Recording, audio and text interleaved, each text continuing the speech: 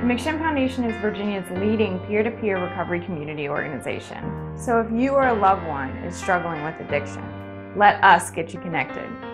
Build your self-esteem and lead you to a solid foundation in your recovery. Check us out.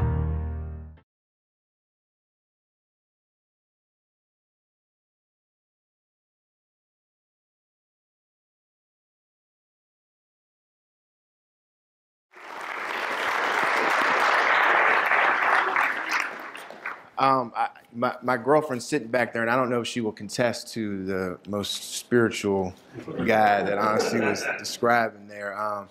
So my name is Jesse Wysocki. I'm a person in long-term recovery, and like Dave Rooks said, that means many things to me. But I do want to say I haven't found it necessary to use a mood or mind-altering substance for 6+ years, and in fact, it'll be 7 years, January 10th, 2019.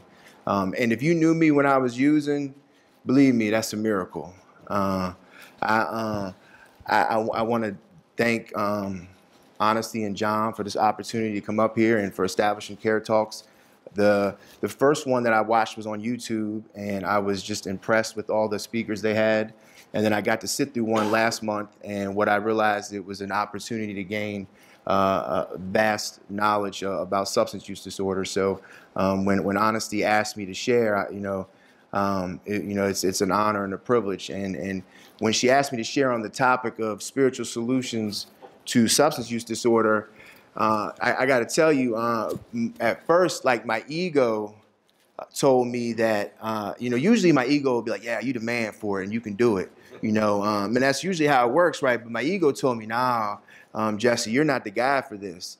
And see, what it was telling me, right, was that you are too much of a thug to come share on some spiritual principles or spiritual solutions. You're too much from the streets. You ran around with drug dealers and people who committed homicides, so you can't share on spiritual principles. You can't share on the spiritual solution to substance use disorder. And my ego told me that, and the reality is, I've been through some stuff, but who hasn't?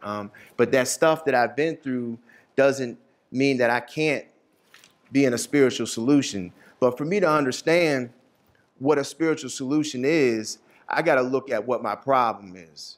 I got to look at what it is that I suffer from. What is substance use disorder? And, the best way for me to describe it is it's got 3 parts. There's 3 parts to this thing that we have. The majority of us out here have, because I think a lot of us raised our hands and said we're in recovery. There's a physical part. There's a physical component to this. And that physical part is that compulsion. Once we put one in us, we can't stop. We keep doing it over and over again. Then there's a mental part.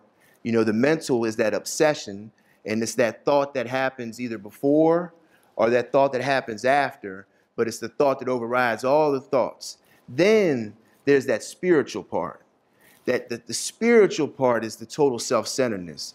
And see, when I first came around into recovery and first started trying to get my life together, I could grab a hold of the physical part. Like, I understood that part, because I knew, man, when I used, I used. But the spiritual part, I didn't understand. I didn't understand where the solution was there. But what I started to find out was that I will complicate things very quickly. And the spiritual solution just equals spiritual principles. So what I have to do, before I took this position at McShin, I was an HR director in a healthcare facility, and I had to manage 180 residents and 120 employees, right? And they gave me a credit card, and they told me that they gave me a credit card, and they told me that I had to enforce policies and rules, and part of me wanted to like tell them, do you not know that I've been to prison 12 times? I'm a 12-time felon. I've been to prison 4 different times, So what I learned, though, in that process is the fact that I didn't take that credit card and go pay my own bills was from integrity, was a spiritual principle that I was applying. And for this spiritual solution to work, I got to continue to apply these principles. Like I got to continue to show honesty. I got to continue to have an open mind. I got to continue to show courage. I know they said this little catchy saying when I first started coming to 12-step fellowships, and what they said was, religion is for those that don't want to go to hell and are trying to get to heaven. And then they said spirituality is for those that have been to hell and don't want to go back. You know, I don't know if there's any weight to that information, right? Because I believe anybody can get into a spiritual solution, and I believe anybody can be spiritual. You know, I want to close. You know, in closing, I want to say that spiritual solutions equal spiritual principles. You know, what we do is we complicate it, and it's real simple, but we complicate it. The best thing that I find for me to stay in these solutions is focus on spiritual progress, not spiritual perfection.